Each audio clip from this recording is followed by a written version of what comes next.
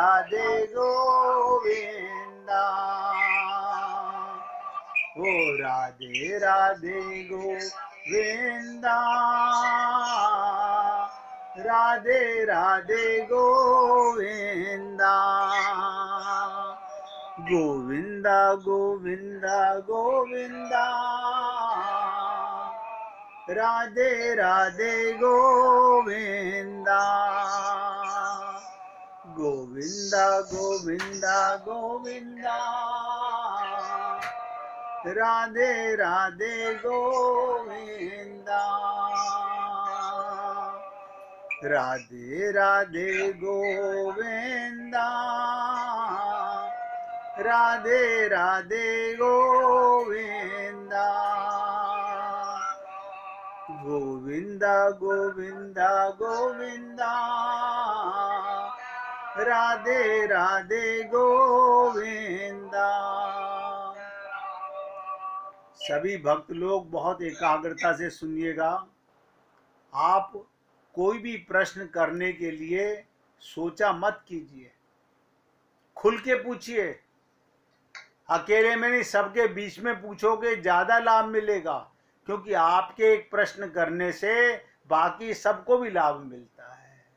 मन में सोचना, हाँ पूछेंगे, अब अकेले में ना कभी अकेले मौका मिलेगा ही नहीं।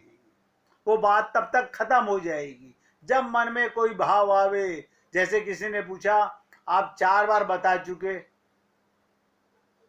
कि कूड़ा करकट तो निकालते हैं, अंतःकरण का नहीं निकालते। तो आज देखो, एक व्यक्ति ने प्रश्न किया तो 4 बातें सुनने को मिली।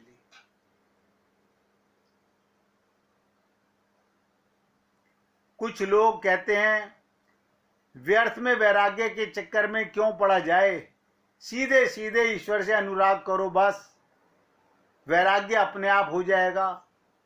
कोई बात नहीं, सुन लीजिए।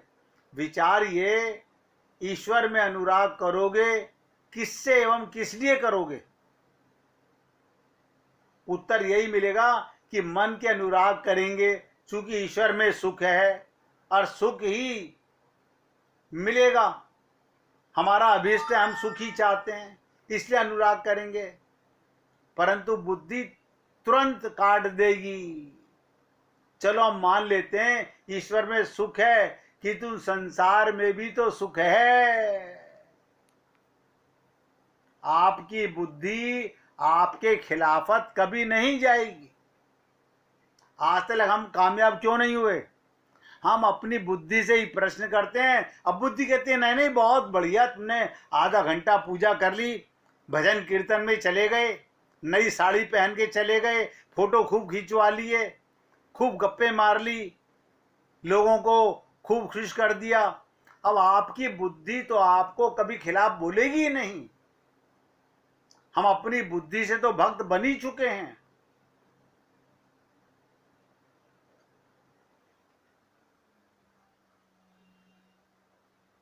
भाई हर आदमी कहता है सुख चाहिए, इसलिए भगवान से प्रेम करेंगे। तो बुद्धि तुरंत कहेगी, मान लेते हैं ईश्वर में सुख होगा, परंतु संसार में भी तो सुख है। इतना ही नहीं, संसार का सुख प्रत्यक्ष है, अनुभूति है। उसे छोड़कर अंधेरे में क्यों पड़े? जो मिल रहा है उसे कैसे छोड़ दें? अब आते ये मन का अनुराग ईश्वर में कैसे होगा? हमारे मन में, बुद्धि में दो दो बातें आती रहती हैं। ये बहुत कठिन समझ है। अभी तक शरीर का सुख ही सुख माना है, अभी आत्मा का सुख जाना ही नहीं है, अभी परमात्मा का रस लगा ही नहीं है। जिसने कभी आम का रस पिया नहीं, करेले का ही रस पिया हो, उसे आम का रस पीने के बाद मालूम पड़ेगा क्या मैं करेले का रस पीऊं कि ना पीऊं। जब भगवान का प्रेम मिल जाएगा, अमृत मिलेगा, तो आप सोचिएगा मृत शरीर मृत संसार को कौन प्रेम करेगा? आप सोचिए मन भगवान में अनुराग क्यों करे? कहना बड़ा आसान है, करना कठिन हुआ करता है।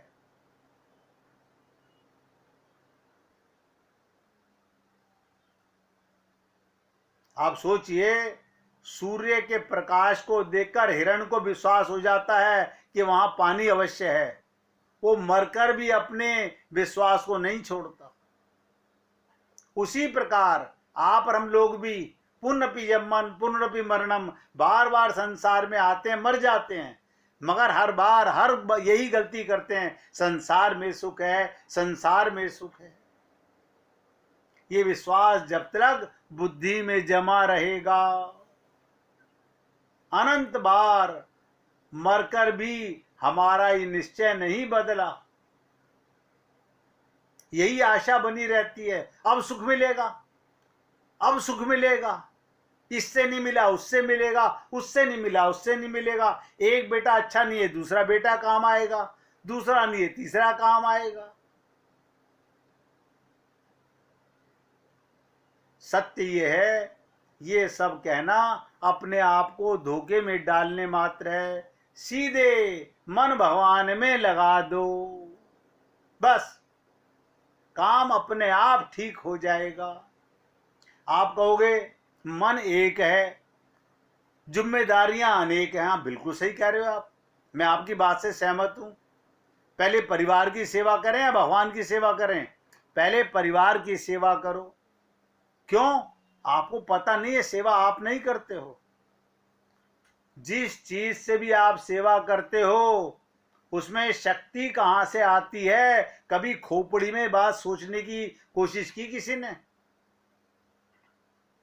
कि मेरे अंदर शक्ति देता कौन है? कर्ता परमात्मा है, नाम तुम्हारा होता है कि तुम कर रहे हो। हमने तो यहां तक निवेदन किया कि जब शरीर के रिश्तों की सेवा कर चुके हो, उसके बाद जब किसी के मतलब के नहीं रहे, सोने जा रहे हो, तब तो कम से कम प्रीतम से बातें कर लो। भगवान वहां भी इंतजार करता है। देखो, ये सबको पता है कि रात्रि को गहरी नींद का मतलब क्या होता है? संसार को भूल करके नींद आती है। आनंद कब आता है? जब संसार का विस्मरण हो जाता है। इसी प्रकार से भगवान का आनंद कब आएगा? जब संसार का विस्मरण हो जाएगा।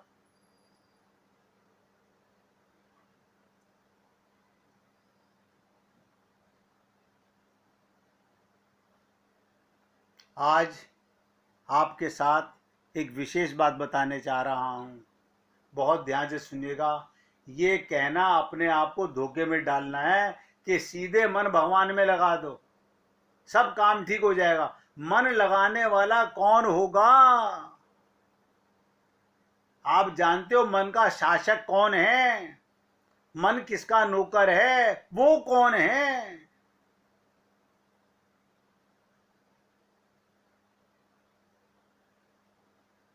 मन को कंट्रोल करने वाली बुद्धि है, सब नोट करें।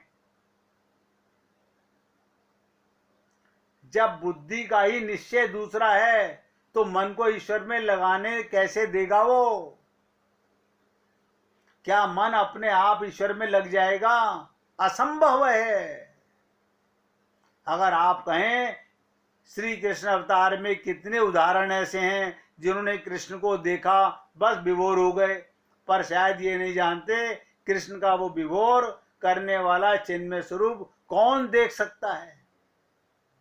कितने जन्म उन्होंने भक्ति की होगी, कैसे अपनी बुद्धि को शरणागत किया होगा।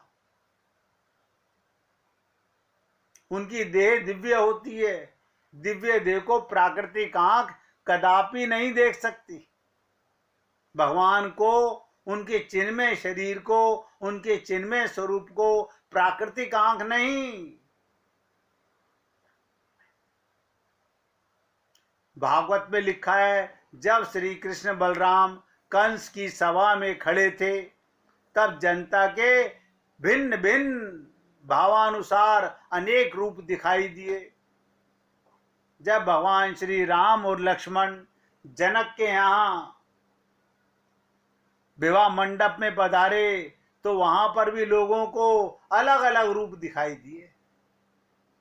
रामायण में भी जब भगवान राम जनक की सभा में खड़े थे, सब भी तब भी जनता को यही नजर आया, सब अलग अलग। इसीलिए कहा गया, जाकी रही भावना जैसी, प्रभु मूरत देखी तिन जैसी। विदूषण प्रभु विराट में दीसा, बहुमुख कर पग लोचन शीशा। अब आप सोचिए, जब एक दर्शक विराट रूप में देखकर डर रहा है, सब विभोर कैसे होंगे।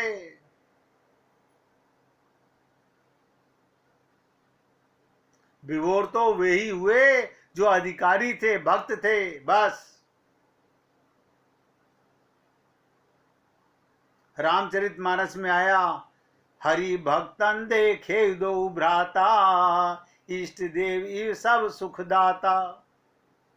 मैं उम्मीद करता हूं आप सब लोग समझ गए होंगे, मन भगवान में अपने आप अवतार काल से भी नहीं लगेगा। फिर अवतार काल न रहने पर तो प्रश्न ही नहीं पैदा होता। जब राम थे तब भी मन नहीं लगा भगवान में, जब कृष्ण थे तब भी नहीं लगा।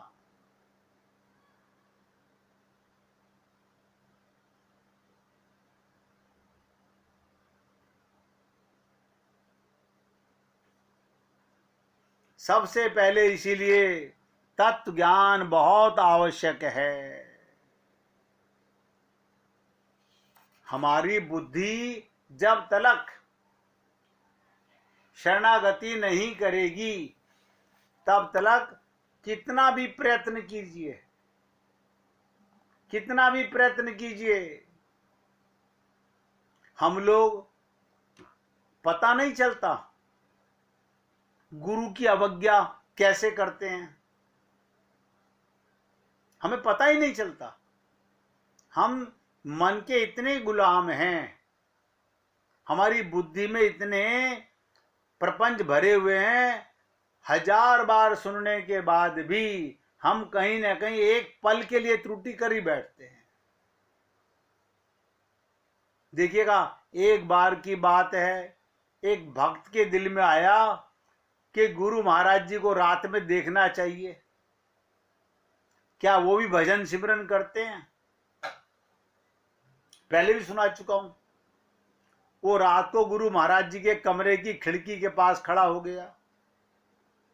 गुरु जी रात 9:30 बजे तक भोजन और बाकी काम करके अपने कमरे में आ गए।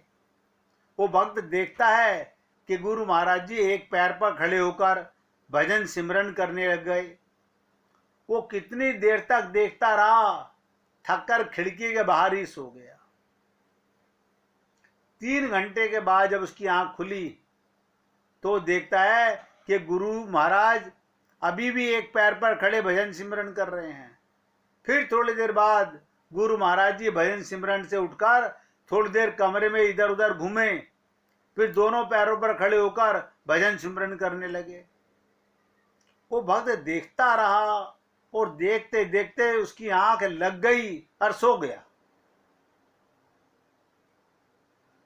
जब दोबारा आंख खुली तो 4 घंटे बीत चुके थे। अब गुरु महाराज बैठकर भजन सिमरन कर रहे हैं। थोड़ी देर के बाद में दिन निकल आया। गुरु महाराज जी उठकर तैयार हुए और सुबह सैर पर चले गए। वो भक्त भी गुरु महाराज के पीछे पीछे चल दिया और रास्ते में अपने गुरुजी को रोककर हाथ जोड़कर बोलता है, गुरुजी मैं सारी रात आपको खिड़की से देखता रहा, आप रात में कितना भजन सिमरन करते हो। गुरु महाराज जी हंस पड़े और बोले, बेटा देख लिया तुमने फिर। वो भक्त शर्मिंदा हुआ, बोला गुरु महाराज जी देख लिया, पर मुझे एक बात समझ नहीं आई। आप पहले एक पैर पर खड़े होकर भजन सिमरन करते रहे, फिर दोनों पैरों पर खड़े रहे, फिर बैठ के सिमरन करने लगे। ये क्या कारण था? तो गुरुजी बोले, बेटा एक पैर पर खड़े होकर के मुझे सत्संगियों के लिए खुद भजन सिमरन करना पड़ता है कि उनका किसी प्रकार कल्याण हो जाए।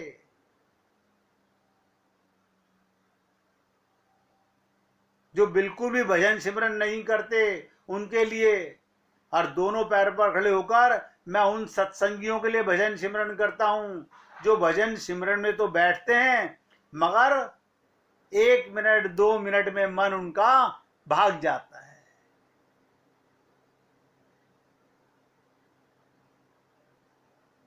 और आखिर में बैठकर भजन सिमरन करता हूं वो मैं खुद के लिए, अपने लिए करता हूं, क्योंकि मेरे गुरु ने मुझे जब ये शिक्षा दी, आत्मज्ञान कराया, और मैं नहीं चाहता कि मेरी जवाबदेही मेरे गुरु को देनी पड़े। भक्त सुन करके एकदम सन्न रह गया। अरे आप और हम लोग क्या समझते हैं? हम लोग ऐसा महसूस करते हैं बस खाली हमने तो सत्संग सुन लिया हमारा कल्याण हो जाएगा।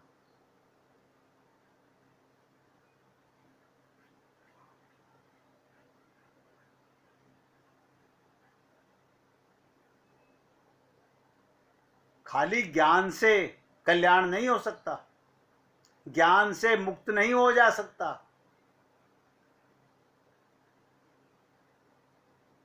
खाली ये सुन लेने से कि मैं आत्मा हूं, खाली इससे बात नहीं बनती है।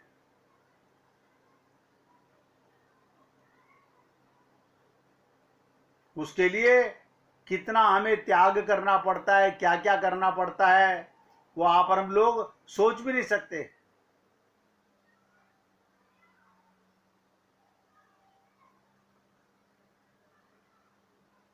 सुन लीजिए, एक बार विदुर जी संसार भ्रमण करके धृतराष्ट्र के पास पहुंचे तो धृतराष्ट्र ने कहा, विदुर जी सारा संसार घूमकर आए हो, कहिए कहां कहां पर क्या आपने देखा? विदुर जी बोले, राजन कितने आश्चर्य की बात देखी मैंने। सारा संसार लोभ में फंसा हुआ है। काम क्रोध भय के कारण उसे कुछ भी दिखाई नहीं देता, पागल हो गया है, आत्मा को तो जानता ही नहीं है। तब एक कथा उन्होंने सुनाई, ध्यान से सुनिएगा। क्या सुनाई? एक वन था बहुत भयानक, उसमें भूला भटका हुआ एक व्यक्ति जा पहुंचा। मार्ग उसे मिला नहीं, परंतु उसने देखा वन में शेर, चीते, रीछ, हाथी कितने पशु दहाड़ रहे हैं। भय से उसके हाथ पांव कांपने लगे, बिना देखे वो भागने लगा। भागता भागता एक स्थान पर पहुंच गया, वहां देखा 5 विषधर सांप फन फैलाए हुए खड़े हैं और उन्हीं के पास एक बूढ़ी स्त्री खड़ी हुई है। महाभयंकर सांप जब इसकी ओर लपका, फिर भागा और अंत में हांफता हुआ एक गड्ढे में जा गिरा जो घास और पौधों से ढका हुआ था। सौभाग्य से एक बड़े वृक्ष की शाखा उसके हाथ में आ गई, उसको पकड़कर लटकने लगा। तभी उसने नीचे देखा एक कुआं है और उसमें एक बहुत बड़ा सांप, एक अजगर मुख खोले बैठा है। उसे देखकर वो कांप उठा। जिस डाली को पकड़ रखा था सोच रहा है अगर नीचे गिरा तो अजगर के मुख में ना गिर जाऊं, परंतु ऊपर देखा तो क्या देखा? 6 मुख वाला एक हाथी वृक्ष को हिला रहा है, गिराने पर लगा हुआ है, और 2 चूहे सफेद और काले उस डाली को काट रहे हैं जिसको पकड़ के मैं लटका हुआ हूं। परंतु तभी ध्यान से सुनिएगा, शहद की मक्खी के छत्ते से एक बूंद उसके होठों पर आ गिरी। उसने ऊपर देखा, वृक्ष के ऊपर वाले भाग में मधुमक्खियों का एक छत्ता लगा था, उसी से सने सने शहद की बूंदें गिरती थी। इन बूंदों का स्वाद वो लेने लगा और इस बात को भूल गया, देखिएगा, कि मेरी जिंदगी को ये दो चूहे रात और दिन काट रहे हैं। खत्म होता जा रहा है जीवन, और नीचे नर्क के मेरे आने वाला समय काल खड़ा हुआ है नीचे, वो भूल गया। जिस शाखा से लटका था वो चूहे काट रहे हैं, भयंकर पशु चिंगाड़ रहे हैं। धृतराष्ट्र ने कथा को सुनकर कहा, विदुर जी ये कौन सा वन की बात है?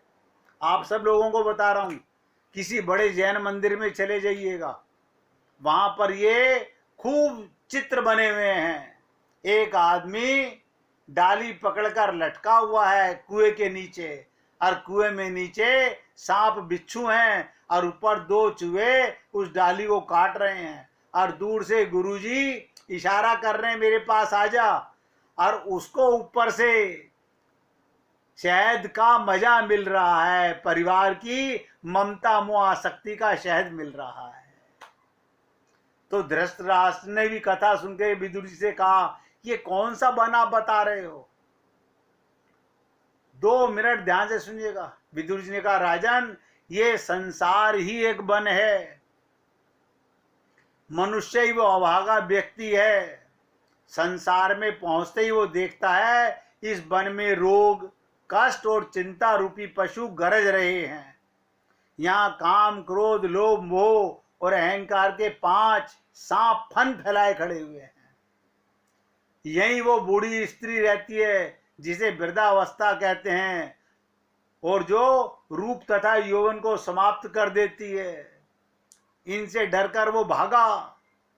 वो शाखा जिसे जीने की इच्छा कहते हैं हाथ में आ गई। इस शाखा से लटके लटके उसने देखा नीचे मृत्यु का महासर्प मुंह खोले खड़ा है। वो सर्प जिससे आज तक कोई नहीं बचा, ना राम ना रावण, ना कोई राजा ना महाराजा, ना कोई धनवान ना कोई निर्धन, कोई भी काल रूपी सर्प से नहीं बचा। और 6 मुख वाला हाथी इस वृक्ष को झंझोड़ रहा है। वो 6 ऋतुओं वाला, 6 ऋतुएं उसके मुख में लगातार इस वृक्ष को हिलाता रहा।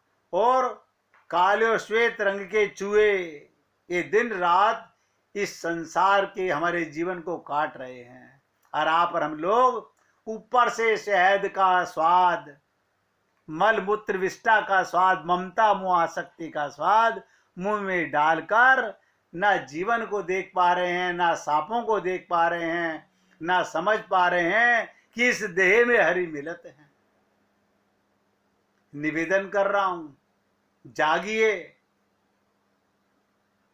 कितना मौका मिलता है आप लोगों को, कितना आप जागते हो, कितना चेत पाते हो, समझ पाते हो। निवेदन करना मेरा कार्य है। जागना ना जागना ये आपके विचारों पर है। आज सत्संग को यहाँ विराम दे रहा हूं। कोई भजन सुनाना चाहता है तो सुनाइएगा। मिसेज मेहरा सुनाना चाहती हैं, सुनिएगा। उस प्रभु की कृपा है बड़ी, याद कर ले घड़ी दो घड़ी। उस प्रभु की कृपा है बड़ी, याद कर ले घड़ी दो घड़ी। घंटी बज जाए कब कूच की, मौत हरदम सिराने खड़ी, मौत हरदम सिराने खड़ी। उस प्रभु की कृपा है बड़ी, याद कर ले घड़ी दो घड़ी। किन्हीं शुभ कर्मों का फल है ये, तुझे मानव का झोला मिला। किन्हीं शुभ कर्मों का फल है ये, तुझे मानव का झोला मिला। जो आया है जाएगा वो, बंद होगा ना ये सिलसिला, जो आया है जाएगा वो, बंद होगा ना ये सिलसिला। वेद की कहती है एक एक घड़ी, याद कर ले घड़ी दो घड़ी। प्रभु की है कृपा, उस प्रभु की कृपा है बड़ी, याद कर ले घड़ी दो बड़ी। इस जवानी पे इतराना तू, बातों बातों में मुक जाएगी। इस जवानी पे इतराना तू, बातों बातों में मुक जाएगी। उबरा सीना सुकर जाएगा और कमर तेरी झुक जाएगी। उबरा सीना सुकर जाएगा और कमर तेरी झुक जाएगी। एक कर चलेगा छड़ी, याद कर ले घड़ी दो घड़ी। उस प्रभु की कृपा है बड़ी, याद कर ले घड़ी दो घड़ी। घंटी बज जाए कब गूंज की, मौत हरदम सिराने खड़ी, याद कर ले घड़ी दो घड़ी। जो करना है ले आज कर, कुछ खबर प्यारे कल की नहीं। जो करना है ले आज कर, कुछ खबर प्यारे कल की नहीं। मानव चोले को कर ले सफल, दिल दे इसमें पल की नहीं। मानव चोला जो कर ले सफल, याद कर ले घड़ी दो घड़ी। टूट सांसों की जाए लड़ी, याद कर ले घड़ी दो घड़ी। उस प्रभु की कृपा है बड़ी, याद कर ले घड़ी दो घड़ी।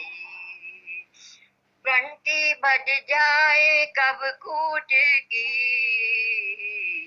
मौत हरदम सराने खड़ी, याद कर ले घड़ी दो घड़ी। उस प्रभु की कृपा है बड़ी, याद कर ले घड़ी दो घड़ी। याद कर ले घड़ी दो घड़ी। बोलिए वृंदावन बिहारी लाल की जय। जय जय श्री राधे, जय जय श्री राधे। बोलिए लाल जी का मंगल हो, सभी भक्तों का मंगल हो। सबको राधे राधे भैया।